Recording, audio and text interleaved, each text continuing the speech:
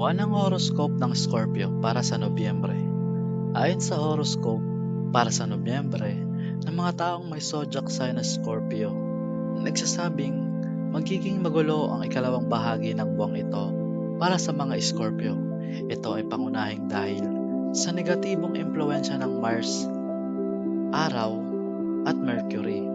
Maaari mong malampasan ito at magtagumpay sa pamamagitan ng iyong instinct na may kaunting tulong mula sa planetang Saturn. Ayon din sa iyong love horoscope, magkakaroon ng mga problema sa pagitan ng magkasintahan, ngunit tutulungan ka ng Venus na malutas ang mga problemang ito sa buhay. Bukod dito, ang iyong mga nakaraang karanasan ay magpapaisip sa iyo bago gumawa ng anumang mga desisyon na maaaring makaapekto sa iyong buhay pag-ibig. Kailangan mong maging malinaw tungkol sa iyong mga inaasahan upang maiwasan ang kalituhan. Ito ay makakatulong sa iyo na magkaroon ng maayos na ugnayan sa iyong kasintahan. Ang finance horoscope ay wala namang magandang balita para sa mga Scorpio ngayong buwan. Makakakuha ka ng mga katamtamang kita mula sa iyong mga regular at riskadong investment.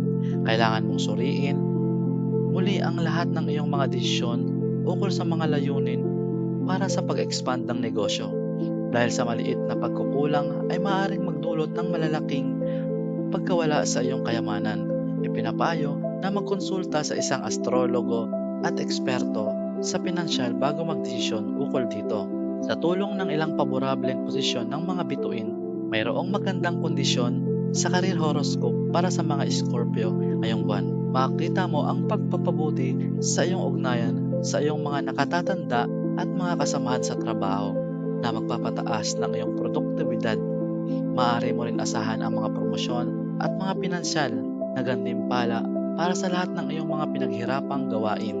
Ito rin ang tamang panahon upang maghanap ng trabaho na magtutugma sa iyong mga pangangailangan. Ang health horoscope ay hindi nagbibigay ng magandang pangako para sa mga Scorpio ngayong buwan. Makakaranas ka ng mga paulit-ulit na karamdaman na maaring malunasan sa pamamagitan ng tamang gamot. Ang iyong kalusugan sa isipan ay maaapektuhan din dahil sa nervyos at kailangan mong sundan ang yoga at meditasyon para malampasan ang mga ito.